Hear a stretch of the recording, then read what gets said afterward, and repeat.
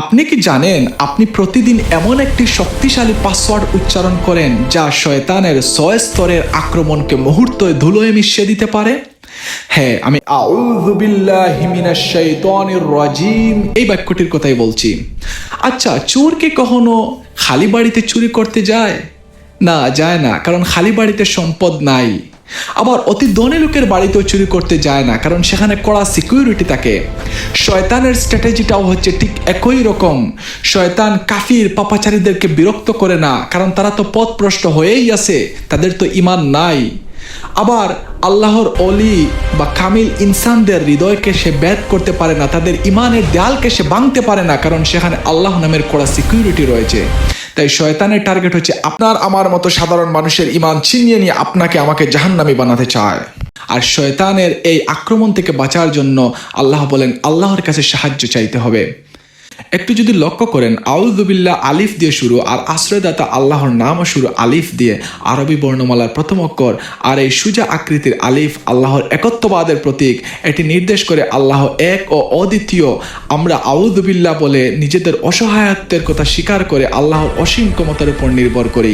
শয়তান, যার শব্দের অর্থ দূরবর্তী হওয়া, রাজিম মানে হচ্ছে বহিষ্কৃত, বিতাড়িত, অভিশপ্ত। আমরা যদি কোনো দৃশ্যমান জিনিস দেখি, যদি দেখি একটা পশু তেড়ে আমাদেরকে আক্রমণ করতে আসছে, অথবা একটা সাপ আমাদেরকে সুবল মারতে চাইতেছে, অথবা একটা বিচ্ছু আমাদের ক্ষতিসাধন করতে চাইতেছে, তাহলে আমরা নিজেদের শক্তি দিয়ে, বুদ্ধি দিয়ে, লাঠি দিয়ে এটা থেকে বাঁচার চেষ্টা করি, কারণ আমরা দেখতে পাচ্ছি এটাকে। কিন্তু শয়তান হচ্ছে অদৃশ্য এবং আমাদের প্রকাশ্য শত্রু। কারণ শয়তানের আমাদের কারণেই সে বেহেশত থেকে বাহির হয়েছে এবং আল্লাহর সমস্ত ধরনের রহমত বরকত থেকে সে চিরতরে বঞ্চিত হয়েছে। তাই সে আমাদেরকে ডানে বামে সামনে পিছন থেকে আক্রমণ করবে, অথচ আমরা তাকে দেখতে পাই না, সে আমাদেরকে দেখতে পায়। শয়তান তাছাড়া অনেক শক্তিশালী। সে তার আকৃতিকে বিশাল পাহাড়ের ন্যায় করতে পারে, আবার সেই আকৃতিকে ছোট করে মাছির ন্যায় করতে পারে, আবার তরল আকারে আমাদের শিরায় উপশিরায় ঢুকে বিচরণ করতে পারে। যেহেতু শরীরের ভিতরে আমাদের কোনো ক্ষমতা নাই, আমাদের কোনো নিয়ন্ত্রণ নাই, সেই শরীরটাকে যে সৃষ্টি করেছেন মহান রব, সেই মহান রব যিনি শয়তানকেও দেখতেছেন, তার কাছেই চাইতে হবে এই শয়তানের আক্রমণ থেকে আমাদেরকে বাঁচার জন্য। এবং আল্লাহ কোরআনের বিভিন্ন আয়াতেও বলেন যে শয়তানের অনিষ্ট থেকে তোমরা আমার কাছে আশ্রয় চাও, যেমন সূরা নাহালের আয়াত নাম্বার 98, সূরা আরাফের আয়াত নাম্বার 200, সূরা আল মুমিনের আয়াত নাম্বার 97 এবং 98, সূরা ফুসসিলাতের আয়াত নাম্বার 36। আল্লাহ বলেন শয়তানের অনিষ্ট থেকে তোমরা আমার কাছে আশ্রয় চাও। এখন শয়তান মানুষকে কিভাবে আক্রমণ করে? শয়তান মানুষকে আক্রমণ করে, শয়তানের একটা নাম হচ্ছে খুতওয়াতুশ শাইতান।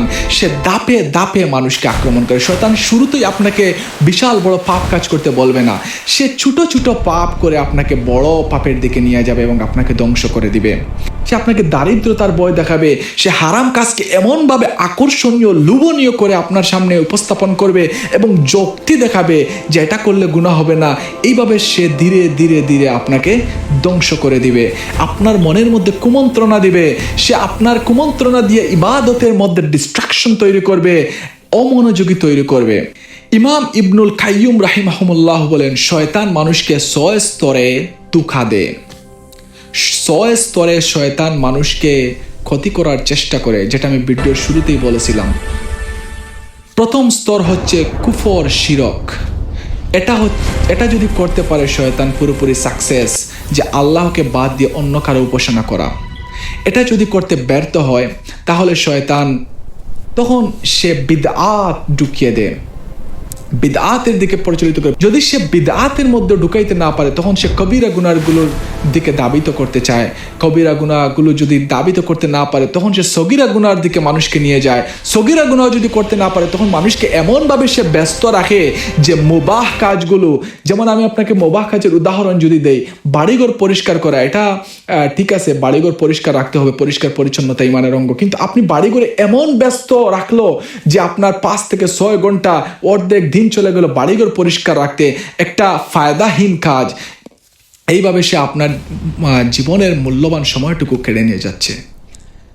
এবং সর্বশেষ যদি সেটা দেখে সে মুবাহ কাজের মধ্যে আপনাকে সীমাবদ্ধ রাখতে পারে নাই, তখন সে আপনার বড় নেকির কাজের বদলে ছোট নেকির কাজের দিকে ট্র্যাপ করবে।